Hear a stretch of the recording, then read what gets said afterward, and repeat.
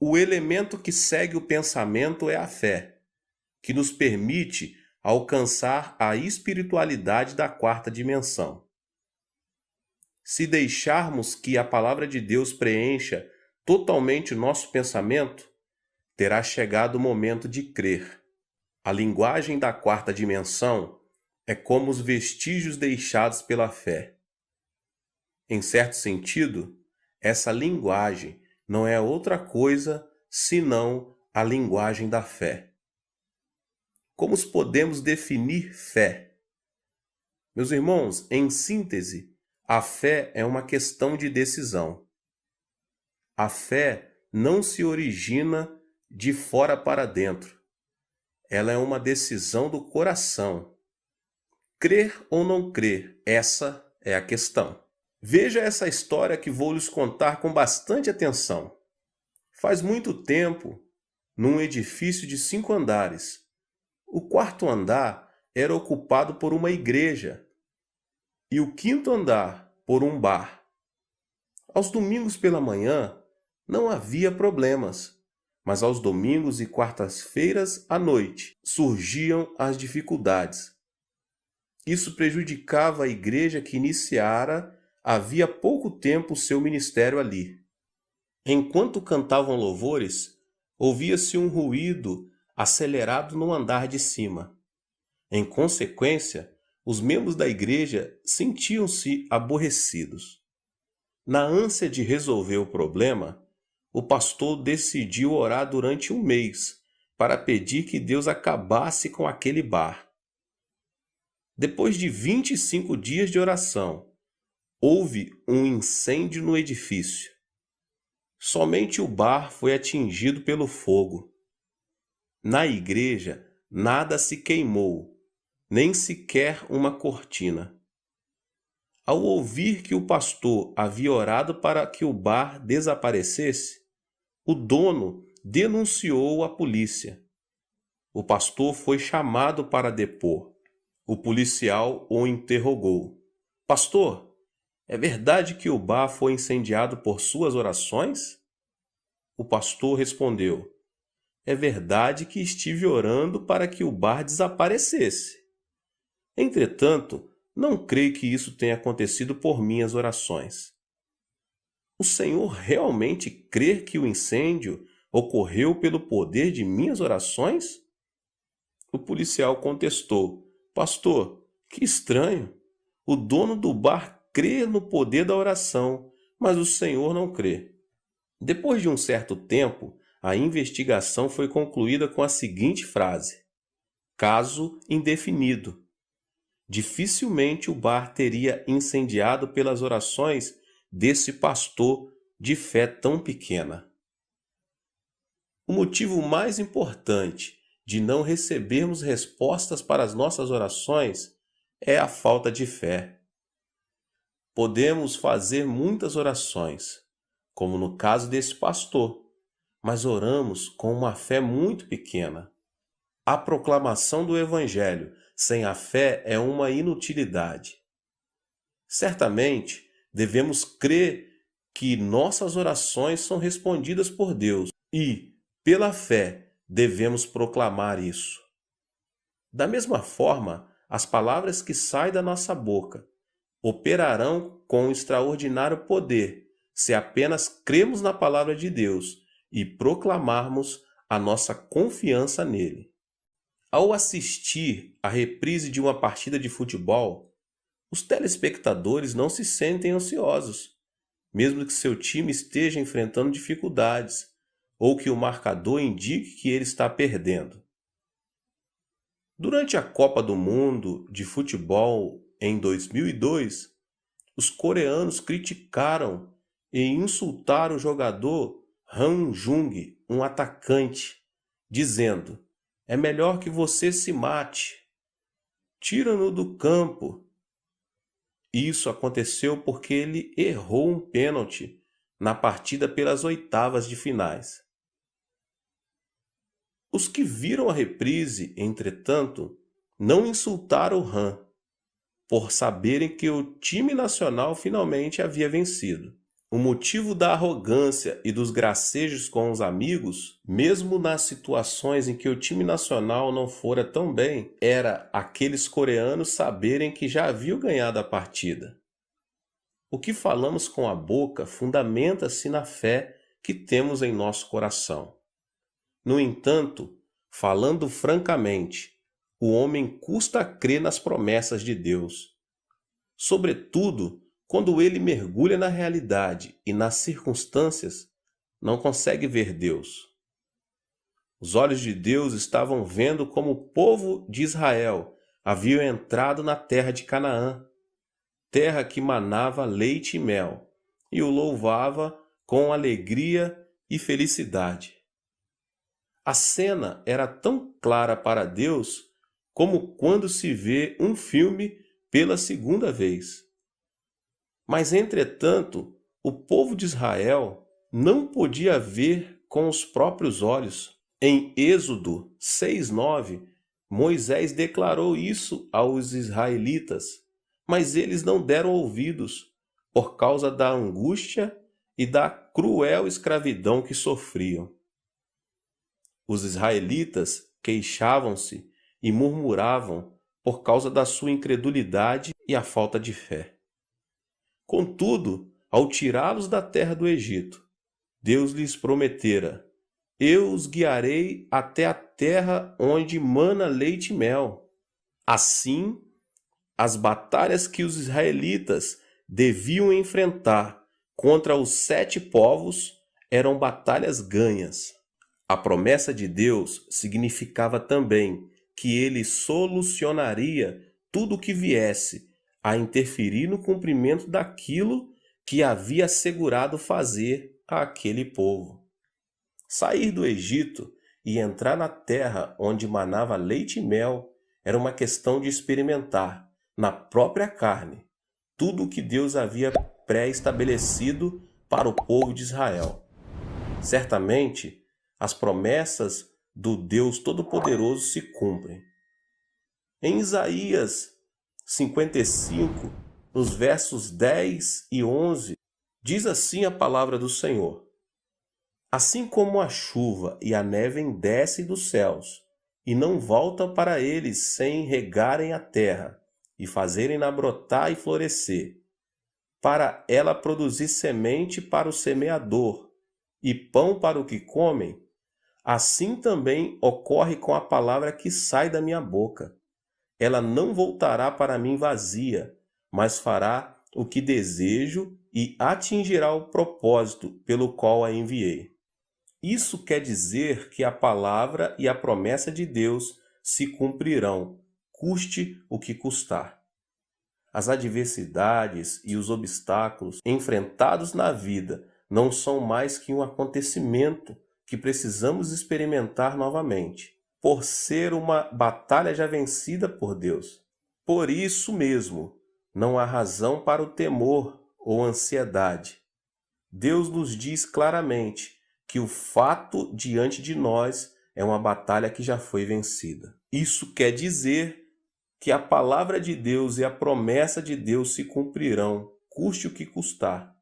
As adversidades, os obstáculos que enfrentamos na vida não são mais que um acontecimento que precisamos experimentar novamente, por ser uma batalha já vencida por Deus. Por isso mesmo, não há razão para o temor ou ansiedade. Deus nos diz claramente que o fato diante de nós é uma batalha que já foi vencida. Então a pergunta nessa noite é: o que é a fé?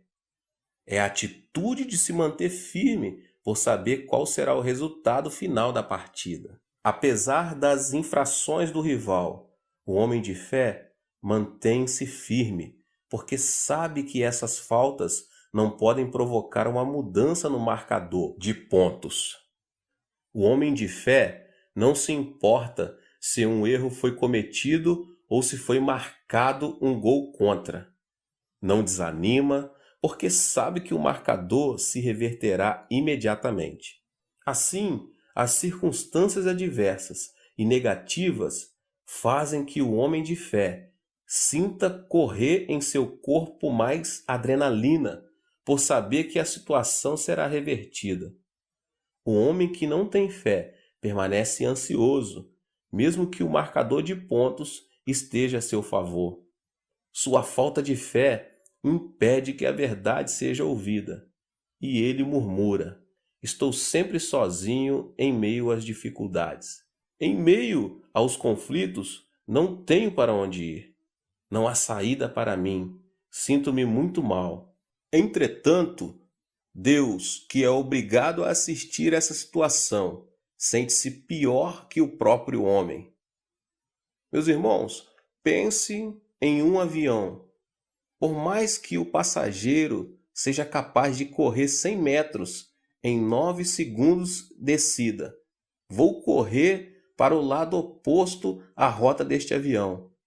E faça todo o esforço, correndo dentro do avião, terminará chegando ao mesmo destino da aeronave. Nada pode interferir no plano e no propósito de Deus para seus filhos. Por mais que a vida se torne obscura e não se encontre saída para o futuro, chegando-se a ponto de exclamar: basta, não posso mais. Nada poderá alterar o plano agradável de Deus para os cristãos.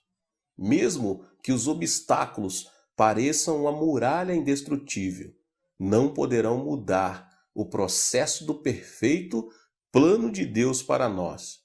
É fundamental que você tenha esse tipo de fé. Ainda que as circunstâncias sejam obscuras, seus olhos não vejam coisa nenhuma e suas mãos não tenham nenhuma evidência à vista. Ao final você poderá ver a luz, se tão somente tiver fé, por meio do qual ganhará a batalha. Isso é possível porque, há 2000 anos atrás, Jesus Cristo tomou sobre si a nossa maldição, o nosso fracasso e frustração, a nossa aflição e o nosso sofrimento na cruz do Calvário, tendo sido ali crucificado. Temos uma vida de vitória, porque há 2000 anos atrás, Jesus Cristo venceu o mundo na cruz do Calvário. Se você viu com seus olhos espirituais que sua vida repousa na promessa da vitória, este é o momento de alcançar essa vitória e receber a bênção de Deus por meio da confissão da linguagem da fé. Essa confissão tem o poder de desfazer o abismo que possa haver entre nossa realidade e a promessa divina. Quem crer na vitória e na promessa de Deus tem de mudar sua maneira de falar. O fato de proclamar a promessa divina atrai a bênção de Deus. Esse é o segredo da prosperidade. Deus é um Deus que ressuscita os mortos e chama as coisas que não são como se já fossem. Os olhos não veem e as mãos não apalpam coisa nenhuma. Tudo está acima do que podemos experimentar. Mesmo assim, se você realmente quer ser aprovado como um homem que tem fé diante de Deus, deve chamar as coisas que não são como se já fossem. Mesmo que ainda não tenha sido alcançado, você deve confessar pela fé: sou um homem salvo. Meu lugar é o reino dos céus. Sou um dentre o povo eleito por Deus que tem a cidadania do reino dos céus. Mesmo tendo sido atingido por uma enfermidade, você deve confessar a palavra. A palavra diz que por suas pisaduras eu fui curado. Portanto, estou curado. Mesmo que não tendo alcançado êxito, e ainda que a prova, a aflição e o sofrimento façam parte das circunstâncias que está vivendo, você deve confessar ativamente: Cristo nos resgatou da maldição da lei ao fazer-se maldição por nós.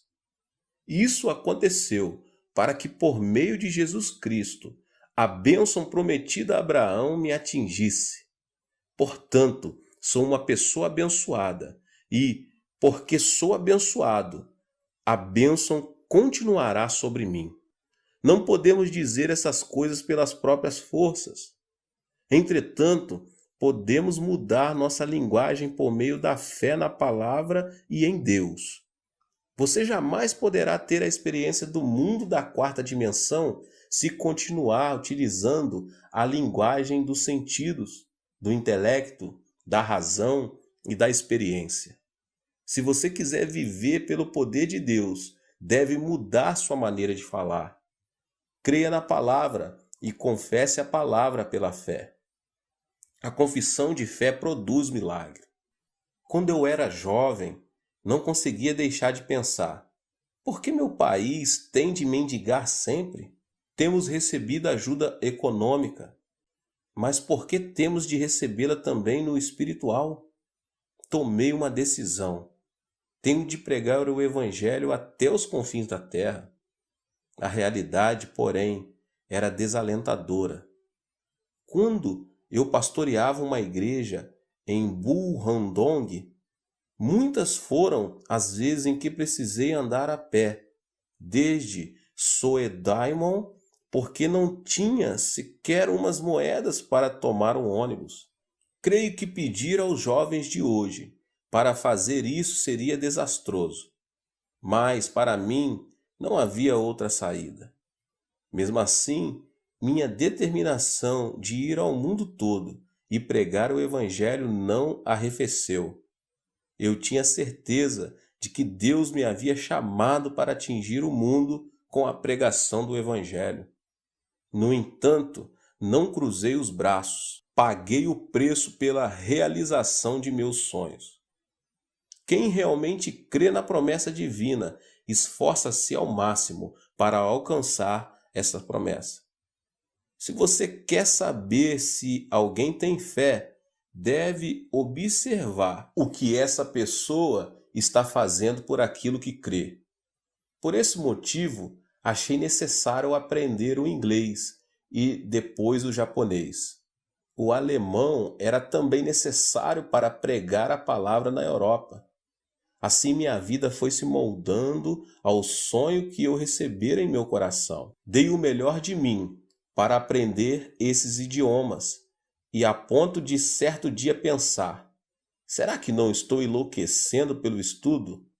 Eu pensava em inglês, falava em inglês, ao ponto de deixar temerosas as pessoas ao meu redor. As circunstâncias não me permitiam comprar um livro, nem frequentar uma escola de idiomas. Com toda a geração da Guerra da Coreia, eu não pude receber educação formal, e a única maneira de estudar era por conta própria. Assim, estudar não era nada fácil.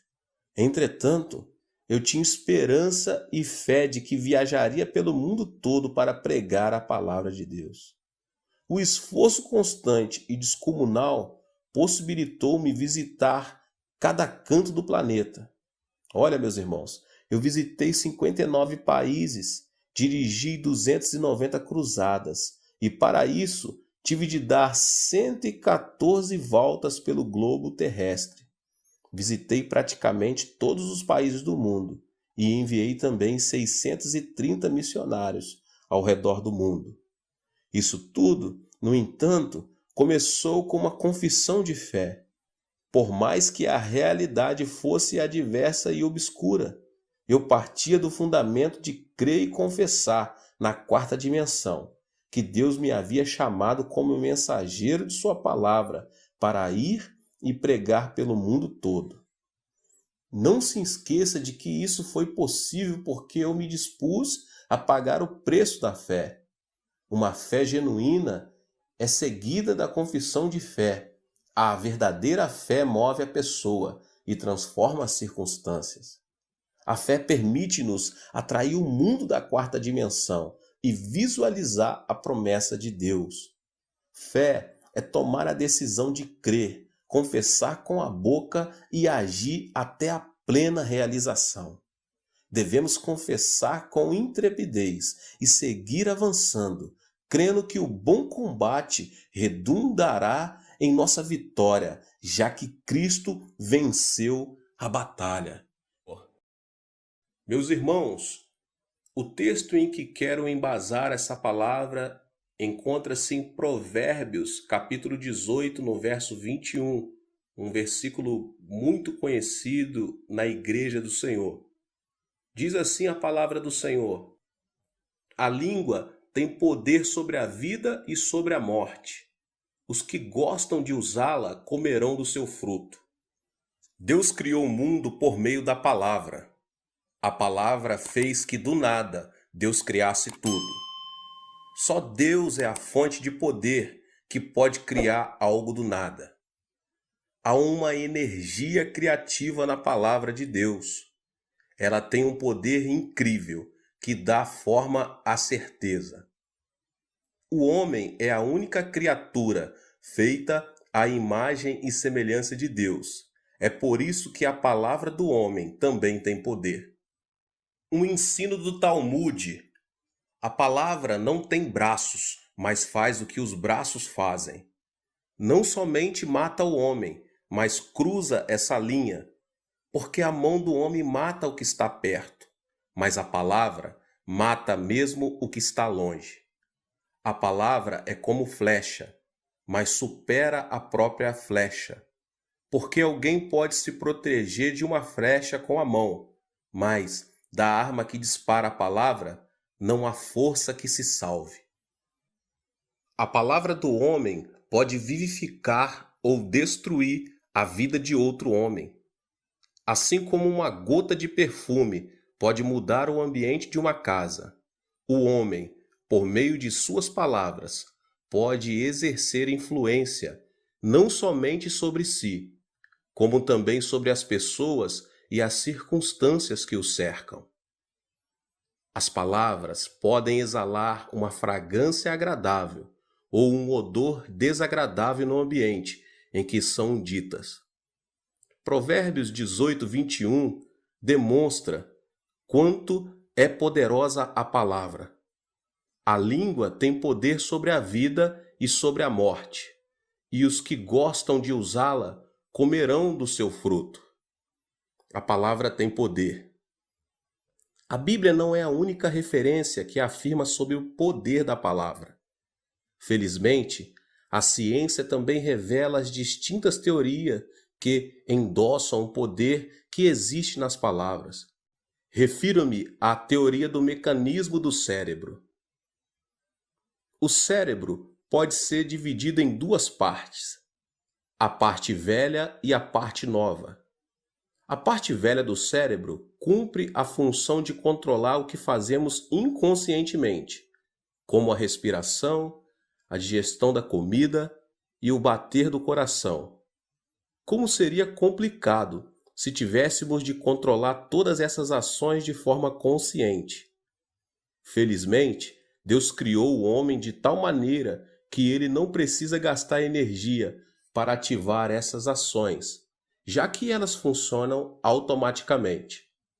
Isso não é surpreendente? Por outro lado, existe a parte nova do cérebro, que se encarrega de pensar, tomar decisões, julgar e dar conexão a cada assunto. Embora executem funções distintas, as duas partes do cérebro encontram-se conectadas.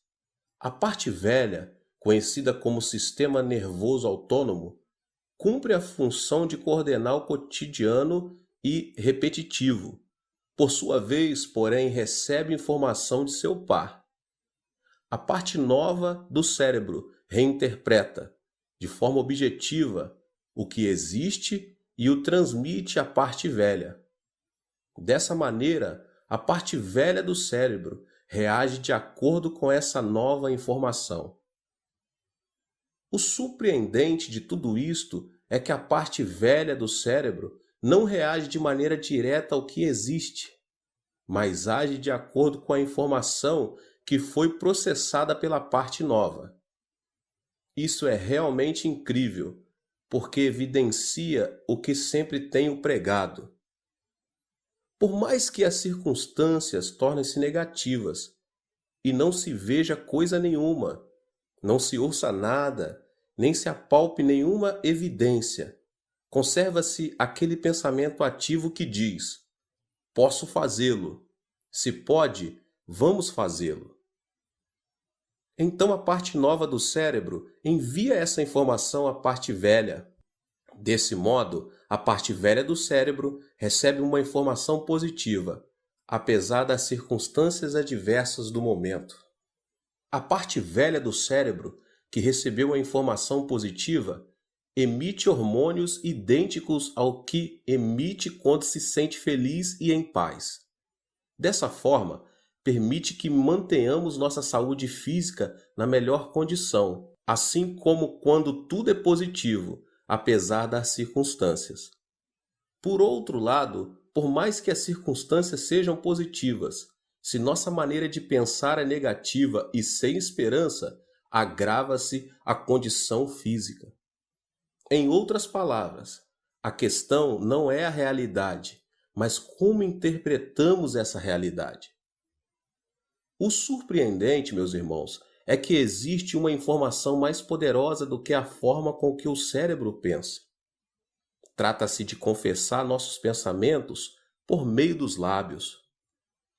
Quando expressamos nossos pensamentos por meio dos lábios, a parte velha do cérebro não somente pensa, recebe também uma informação muito mais clara. A confissão da boca ordena a parte velha do cérebro e influencia o metabolismo do corpo. Da mesma forma, há um poder incrível nas palavras. Tanto é assim que as palavras não somente influenciam o corpo por meio do cérebro, como também podem transformar outras pessoas, as circunstâncias e também o futuro. Há poder até mesmo nas palavras que proferimos sem muita ponderação. É um poder que supera até mesmo nossa imaginação. Isso quer dizer que as palavras são como um volante que determina a felicidade ou a infelicidade de nossa vida. Assim como podemos mudar o rumo de um automóvel com o movimento do volante, o futuro de nossa vida e até o de outras pessoas pode ser mudado pelas palavras proferidas. Especialmente na infância, é de grande importância a influência do vocabulário das pessoas com quem a criança se relaciona. Essa é a razão por que, na infância, é necessário ter contato com bons mestres e bons pais. Quem são esses bons pais e mestres? São aqueles que ressaltam os pontos positivos da criança e a ajudam a desenvolver uma plenitude por meio de elogios e motivação. Existe na educação uma teoria chamada efeito Pigmaleão, formulada pelo psicólogo Rosenthal. Com o objetivo de comprovar a veracidade dessa teoria, Rosenthal deu a um professor titular a lista de um curso, dizendo: de acordo com o estudo que realizamos, esses alunos têm potencial ilimitado. Assim, se o Senhor conseguir educá-los bem, eles se destacarão no futuro. Tenha isso em conta. Obviamente, o professor observou aqueles alunos durante um ano e, cada vez que eles demonstravam sua capacidade, ele os elogiava. Depois de um ano, as qualificações daqueles alunos tinham melhorado significadamente. Não somente isso, houve uma mudança positiva nas relações pessoais e na atitude em relação ao estudo. O interessante é que a lista de alunos que Rosenthal havia entregado ao professor não era de alunos selecionados, e sim de alunos comuns que não tinham nenhuma capacidade diferente. Ou seja, Rosenthal os havia selecionado aleatoriamente, e a razão por que eles haviam demonstrado qualificação e atitude diferente era terem recebido elogios e motivações permanentes da parte do professor. Aqueles alunos poderiam continuar sendo normais ou tendo baixo rendimento, mas o constante elogio do professor fez que chegassem a ser estudantes exemplares. O elogio tem o poder de transformar o homem. Muitos pensam ser necessária a crítica severa para levar outros à mudança. Ao contrário, porém, a crítica faz que a pessoa criticada tome uma atitude destrutiva ou defensiva. Contrariamente, o fato de elogiar o ponto forte das pessoas faz que elas se concentrem em sua virtude e acaba por transformar sua vida. Não se esqueça de que suas palavras podem mudar a vida de outras pessoas e, em lugar de criticar, esforce-se em elogiar, meus irmãos, e motivar os outros, com o fim de guiá-los para o bom caminho. As palavras podem trazer outras pessoas da desesperança para a esperança, mas podem também provocar o contrário. Existe um vocabulário nos homens de sucesso. Há aproximadamente um século, aconteceu na Inglaterra um fato que ensina a respeito do vocabulário usado por homens de sucesso. Deixa eu lhes contar. O homem de uma fábrica de sapato colocou um anúncio no jornal procurando novos empregados. Tratava-se de um novo projeto, para o que ele precisava de pessoal especializado. Para a execução do projeto, foram escolhidos 2 candidatos. Entretanto, a maneira com que esses 2 empregados falavam era totalmente diferente. O lugar estratégico escolhido pela empresa para o lançamento do projeto era nada menos que a África do Sul. O primeiro empregado afirmou ser impossível vender sapatos na África do Sul, porque todos os africanos viviam descalços. Depois de um tempo, ele voltou daquele país e, como havia previsto, não conseguira vender nem um par de sapatos. Sua viagem foi um desperdício e o dono da empresa, desgostoso com ele, demitiu-o. O outro empregado tinha uma opinião um tanto diferente. Disse que todos os africanos se tornariam seus clientes, já que ninguém naquele continente usava sapatos. Ele foi enviado à África do Sul. A situação que enfrentou ali não foi nada fácil. Pela falta de costumes, as pessoas não queriam usar sapatos. Ele pensou que faria uma boa venda, mas na realidade foi completamente outra. Ele distribuía mercadoria de graça, meus irmãos, para que as pessoas experimentassem os sapatos, mas elas preferiam andar descalços. Entretanto, ele insistia: todo esse pessoal andará com os sapatos que eu vou vender. Ele não se deu por vencido, não se sentiu frustrado diante da situação. Em lugar disso, acreditou que o que os seus lábios haviam confessado se tornaria realidade e não deixou de buscar novas ideias e de se esforçar para pô-las em prática. Apesar de contínuos fracassos, o empregado não deixava de sair em busca de novos clientes. Um dia, ele propôs ao chefe de uma tribo realizar uma corrida de 4 quilômetros. De início, a ideia pareceu fora de propósito, já que os africanos tinham uma resistência inigualável por serem caçadores e, por isso, terem os músculos das pernas bem desenvolvidos. O prêmio era de muito valor. Não havia razão para recusar a oferta, e eles decidiram participar da competição. O empregado havia proposto que a corrida fosse feita num caminho cheio de pedras e espinhos. Como era de esperar, o homem branco perdeu a corrida e os africanos que tinham músculos mais desenvolvidos ganharam a competição e, com ela, um prêmio de grande valor. Tratava-se de mais uma estratégia de venda fracassada. Com certa arrogância, o chefe da tribo aproximou-se do empregado e disse: "Viu? Nossos pés descalços são mais velozes do que os seus pés calçados." O empregado nada pôde fazer senão reconhecer a derrota. Tem razão, nossos sapatos foram superados pelos pés descalços de seus homens. Entretanto, não acho que fomos derrotados. Olhe, os pés de seus homens estão feridos e sangrando, enquanto os nossos pés não têm nenhum ferimento. E sorridente, mostrou seus pés brancos e ilesos. Olhe, os sapatos protegem os pés. Não importam os espinhos, se você andar com esses sapatos, os pés estarão sãos. Este é um presente. Prove-os. E se você precisar de outros pares de sapato, não hesite em vir buscá-los, pois eu darei a você outros de presente. E ele começou a distribuir sapatos entre todos os integrantes da tribo. De início, eles questionaram a necessidade de usar sapatos. As palavras persuasivas do empregado, porém, fizeram que levasse os sapatos para casa, a fim de experimentá-los.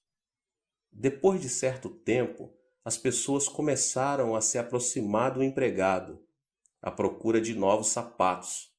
E como ele havia prometido, dava os sapatos de presente àqueles que o procuravam. Depois de 2 anos, o chefe da tribo aproximou-se do vendedor e disse: Os sapatos que você me deu estão gastos. Preciso de outro par. No tempo em que andavam descalços, as pessoas daquela tribo não sentiam falta dos sapatos.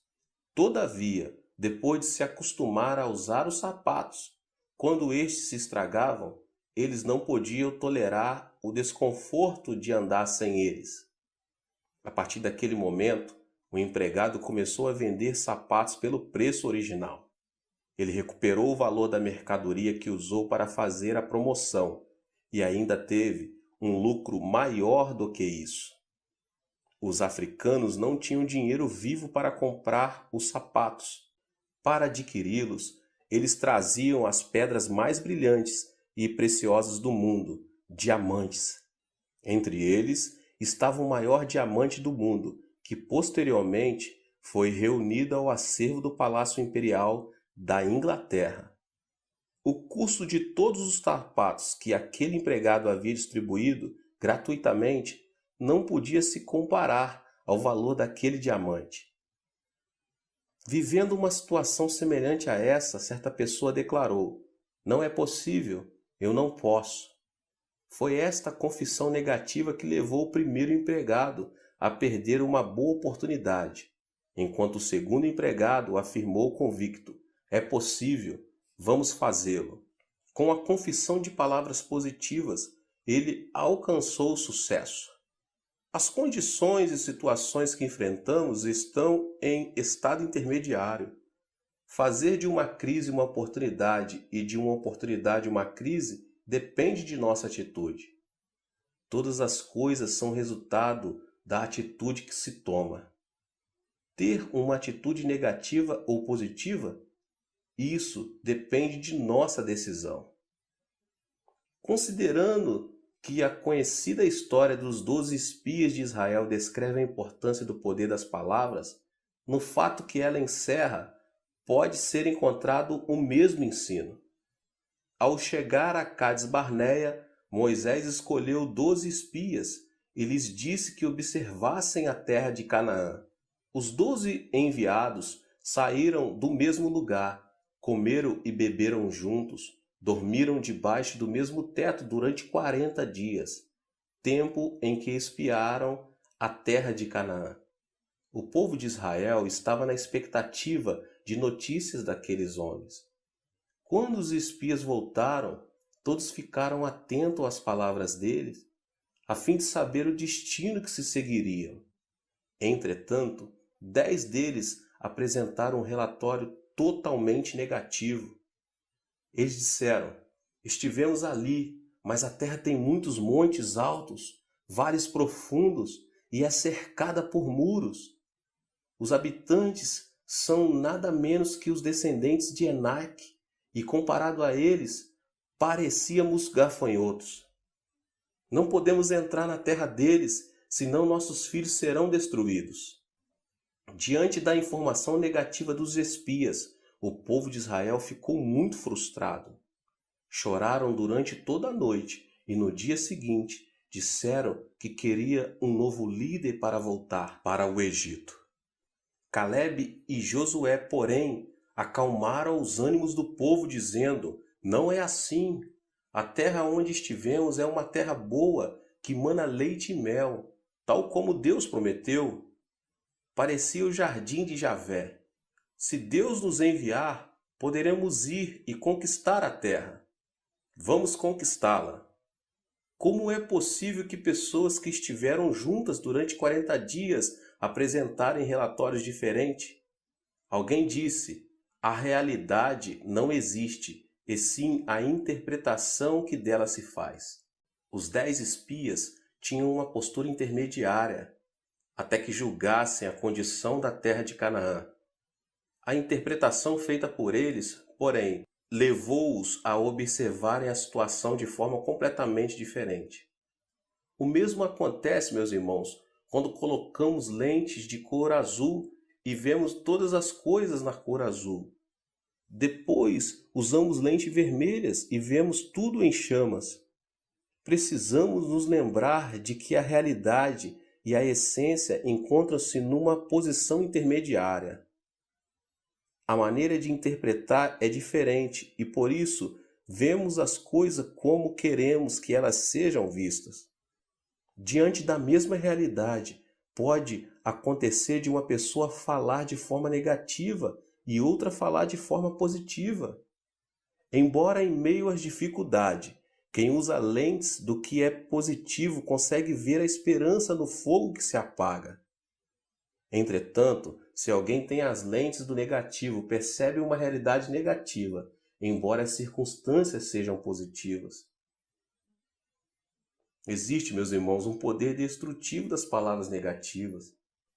O professor Kim Hong-kil, da Faculdade de Literatura da Universidade da Coreia, junto com uma equipe de estudiosos representada pela professora Kang Bum-mo, da Faculdade de Ciências Linguísticas, publicou um livro intitulado Uma análise sobre a tendência do uso do vocabulário do povo coreano. O livro apresenta um estudo de 150 frases retiradas de 127 fontes, entre elas artigos de jornais, discursos, revistas, romances, ensaios, livros de autoajuda, de ciências naturais e etc., publicados na década de 1990. O estudo apresenta a conclusão de que a expressão mais usada pelos coreanos é "não há". Sem dúvida, meus irmãos, a análise é uma demonstração da existência de uma raiz do negativismo em nossa sociedade, uma clara evidência de que nos concentramos mais no que não temos, ou seja, no negativo, do que naquilo que temos, isto é, no positivo. As palavras negativas fazem com que o futuro da pessoa mostre-se negativo. As palavras negativas fazem o ambiente de uma família tornar-se negativo. As palavras negativas fazem que o futuro de uma nação torne-se triste e obscuro. Assim, se um indivíduo, uma família ou uma nação quiser transformar o seu futuro, primeiramente deve mudar o seu vocabulário. E a fim de mudar o negativo pelo positivo, em lugar de dizer "eu morro", "não posso", "é impossível", deve dizer "é possível", "eu posso fazer isso", "eu tenho em abundância". No entanto, devemos reconhecer que, por sua vez, as palavras negativas também têm poder. O problema é que esse poder é destrutivo. O fato aconteceu numa catedral católica de um pequeno povoado do campo. Durante a missa, o menino que estava ajudando o sacerdote deixou cair o copo com o vinho da Eucaristia. O sacerdote bateu-lhe no rosto e disse: "Jamais pense em voltar a este altar". A partir daquele instante, o menino passou a ter uma ideia negativa de Deus, ou seja, passou a imaginar um Deus rude e sem amor. Como era de pensar, o menino afastou-se de Deus. Ele cresceu e veio a ser o tirano ditador da Iugoslávia, Josip Broz Tito. Algo semelhante aconteceu em outra catedral. Entretanto, ali aquele menino foi perdoado e motivado pelo sacerdote, que o elogiou por reconhecer sua falta. O menino cresceu e chegou a ser um arcebispo muito famoso. Seu nome, Fulton Sheen. As palavras têm um poder e influência muito grande. É por isso que podem vivificar ou destruir as pessoas. As palavras negativas destroem a vida de outras pessoas. As palavras positivas fortalecem e dão vida aos outros. Então, procure pronunciar palavras positivas diante de qualquer situação. Vejam, meus irmãos, o poder das palavras positivas. Quero compartilhar a história de uma empresária que conseguiu sucesso por meio do pensamento e da confissão positiva. A empresária Austin, que prosperou confeccionando roupas íntimas para a mulher, é um exemplo de sucesso conseguido mediante a confissão positiva. Ao realizar um estudo prévio do mercado de roupas, descobriu que, ao comprar roupas íntimas, as mulheres enfrentavam dois tipos de problemas. Em primeiro lugar, não encontravam roupa para o seu tamanho. As mulheres com excesso de peso também queriam comprar roupas íntimas e bonitas, mas o problema era que nem sequer as roupas eram confeccionadas em seu tamanho. Ao observar isso, a mulher passou a fabricar roupas íntimas para mulheres com excesso de peso. Em segundo lugar, as mulheres nessas condições sentiam certa vergonha ao pedir o tamanho extra grande. A etiqueta GG transmitia uma sensação de humilhação à compradora em potencial. Era óbvio que, mesmo havendo tamanhos grandes, a maneira de apresentar a roupa era importante. Assim, Austin teve uma ideia brilhante. Em vez de dizer GG, ela passou a usar a etiqueta Queen, que significa rainha. Foi assim que GG, que dava a ideia de uma roupa usada por mulheres obesas, mudou de nome e passou a denominar-se roupa íntima para as rainhas. A intenção de Austin foi que suas consumidoras pudessem se sentir, mesmo que por um instante, como rainhas e não como mulheres com problemas de excesso de peso. A confissão positiva e a fé fizeram com que essa mulher prosperasse em sua empresa. As palavras puderam transformar uma mulher com problemas de excesso de peso em uma rainha. E caiu na armadilha das palavras que você mesmo disse, está prisioneiro do que falou. Provérbios 6:2. As palavras têm um poder extraordinário. Portanto, se conseguirmos usar a nossa confissão de maneira adequada, de acordo com a criação divina, certamente o milagre de Deus se manifestará em nossa vida. Nós precisamos conhecer o poder das palavras que governam a nossa vida. As palavras do homem têm o poder de influenciar. Embora não sejam visíveis aos olhos físicos, as palavras têm o poder de dar vida ou de destruir a vida de outras pessoas, indo além do tempo e do espaço. Isso acontece porque o homem é a única criatura que foi criada segundo a imagem de Deus. A palavra de Deus, meus irmãos, tem um incrível poder criativo.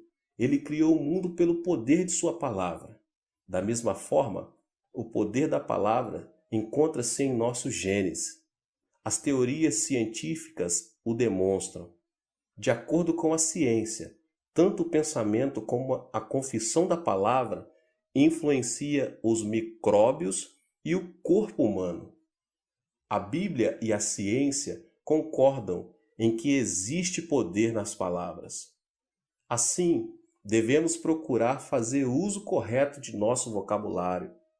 As palavras negativas têm um poder destrutivo, e é por isso que devemos concentrar em usar palavras criativas que transmitem esperança.